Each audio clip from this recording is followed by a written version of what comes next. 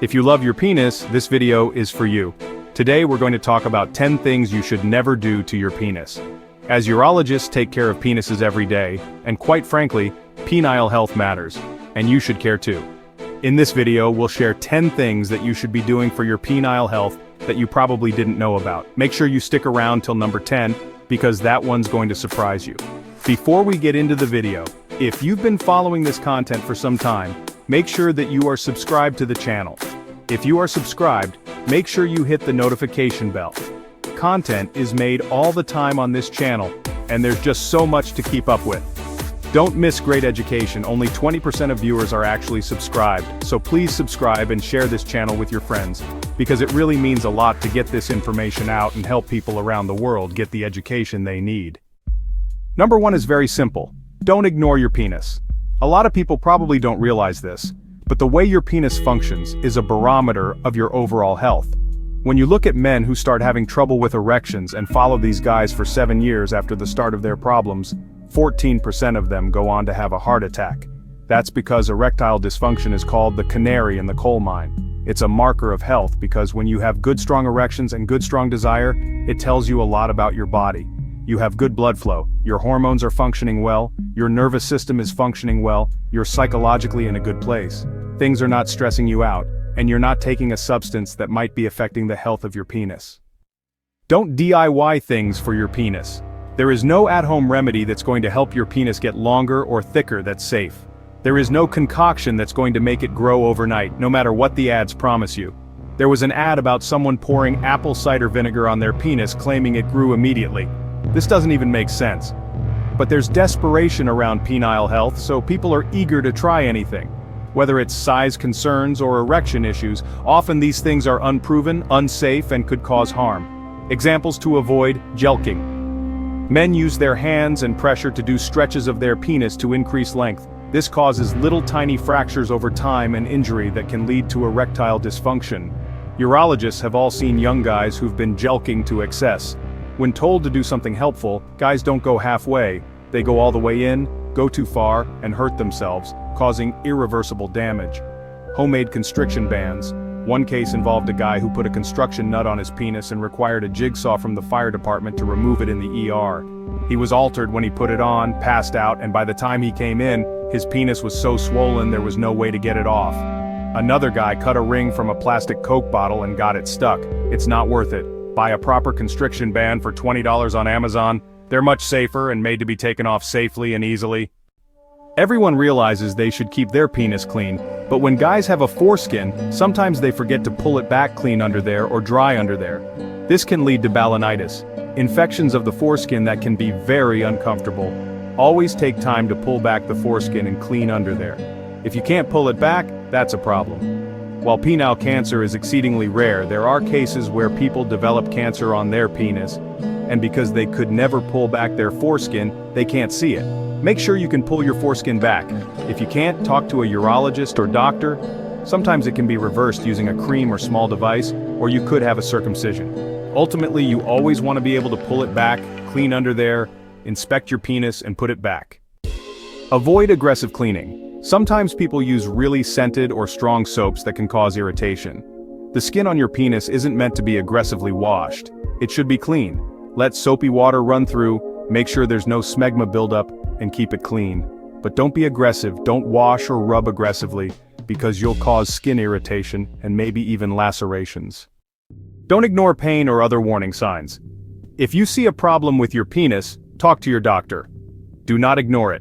Sometimes it could mean you have a sexually transmitted infection, you have a urinary tract infection, or blood in urine could be a sign of kidney stone, bladder stone, or worse, cancer in the bladder or cancer of your penis if you see an ulcer or ulceration. It's really hard to see a doctor and show them your genitals, be vulnerable, tell them what happened, and feel like you're getting judged, maybe because you had unprotected sex. This is completely understandable, but it's not worth the cost of your health. If you feel judged, find another doctor. Ultimately, the goal is to make you safe and healthy. The saddest stories involve guys who ignored ulcers on their penis and had penile cancer. Penile cancer is very aggressive and exceedingly rare, but when it happens, it's really scary and traumatic. Guys ignore it because it's so scary. They don't want anything done to their penis, but take care of it early and you'll have much less done to your penis than if you wait too long. There is nothing hotter than safe sex. If you're having sex with someone and you're not worried about getting an STD or getting pregnant, you can be fully uninhibited and vulnerable, which allows you to have great sex. Always prioritize safety. There are so many ways to be safe with sex and many different types of condoms. Experiment to find which one is right for you. The thinnest one, the one that feels best. Have your partner involved in the process, but always be safe. Stay in control because things can happen like penile fractures. If you're having very vigorous sex and your penis is erect and it bends because maybe you hit the pubic bone instead of the vagina, you'll potentially fracture your penis.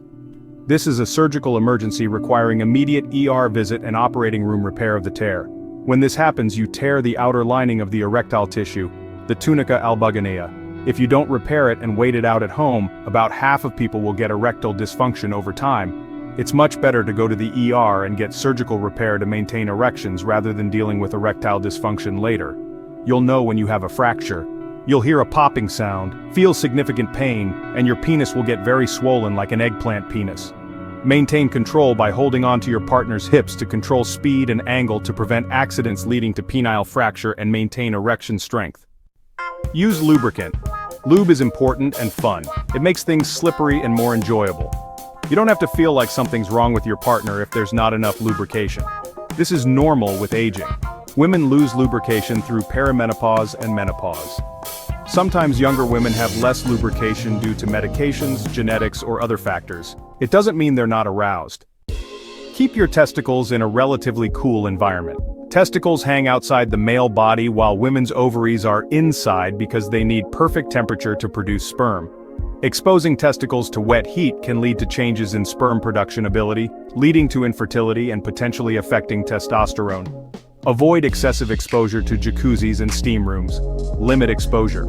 When sitting or using a laptop, have something between your genitals and the laptop. Keep your phone in your back pocket, not front pocket. All these things emit heat and can affect testicular health. When you masturbate, try not to be very aggressive with your penis. Things like death grip, masturbating very aggressively with a very strong grip, cannot be replicated by a vagina, mouth, or anal orifice. Your body becomes habituated to that intensity and pressure that can't be replicated with another person. You might notice trouble getting aroused or maintaining erection because it's so different. Be nice to it means masturbate in ways similar to how you'd be aroused with a partner. Use lubricant and enjoy pleasure. Don't make it a shameful hiding in the corner as fast as you can type of experience. Smoking will kill your erections 100%. Smoking causes erectile dysfunction. Don't smoke. People who smoke get bladder cancer regularly. It's one of the worst cancers because there's so much bladder examination with cameras, and surgeries can be really big operations that dramatically change your life. Overall lifestyle matters so much. This isn't sexy, quick, or easy, but it's so important for penile health to have a good lifestyle. Remember from number 1, in 7 years, 14% of guys with erectile dysfunction will get a heart attack. That's because erectile dysfunction is a measure of blood flow and a biomarker of health. If you remain healthy, your erections will remain healthy. This means eat a healthy diet, avoid smoking or excessive drugs, minimize alcohol intake, and exercise regularly. Aerobic exercise and resistance training are important. Aerobic exercise is great for blood flow and resistance training is great for testosterone. If you don't know how to start, take one baby step at a time. Do something so simple, you can't ignore it. The book Atomic Habits can help you apply this model to anything and make positive life changes. Minimize stress. When chronically stressed, and a little stress is good and needed, it takes a huge toll on overall health, including sex drive and ability to maintain erections. If you're chronically stressed, investigate how to reduce that stress and what you can control to improve quality of life. When men have trouble with their penis, they're really hard on themselves. They're so stressed about being with their partner, how their penis looks, how it performs, that they have stress and anxiety around intimacy. This amplifies the problem. You get a problem in the bedroom, can't get an erection one time, then the next time you try to have sex, you're thinking about that the whole time. That stress makes it even harder to get an erection so you won't get one, then that stress amplifies and becomes a vicious cycle. Be kind to yourself.